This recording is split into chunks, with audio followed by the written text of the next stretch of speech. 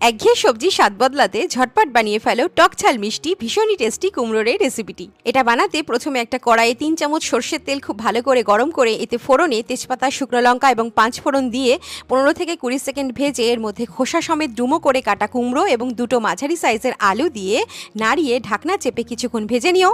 এবার মশলা বানাতে একটা বাটিতে পরিমাণ মতো হলুদ, কাশ্মীরি লঙ্কার গুঁড়ো, ধনে গুঁড়ো, জিরে গুঁড়ো, গরম মশলা গুঁড়ো, আমচুর পাউডার, স্বাদ মতো লবণ এবং সামান্য কাসুরি মেথি দিয়ে 2 চামচ জল মিশিয়ে মশলার মিশ্রণ বানিয়ে নাও। এদিকে 5-6 মিনিট পর ঢাকনা খুলে কড়াইয়ের মাঝখানে 1 চামচ থেতো করা আদা, 2টো কাঁচা লঙ্কা বাটা এবং 1 চুটকি হিং দিয়ে একটু ভেজে সবজির সাথে ভালোভাবে মিশিয়ে নেব। এরপর মশলা মিক্সচার এবং চিনি দিয়ে আরও 2-3 মিনিট সবজির সাথে কষিয়ে নেব। প্রয়োজনে সামান্য জল অ্যাড করতে পারো। এবার একদম কম আঁচে আবারও ঢাকনা চেপে সবজি নরম হওয়া পর্যন্ত আরও 5-6 মিনিট মতো কষিয়ে নিতে হবে। লুচি পরোটার সাথে এটা খেতে জাস্ট অসাম লাগে। নিত্য নতুন রেসিপির আপডেটস পেতে সাবস্ক্রাইব করো শ্রীতমাস কিচেন বাংলা।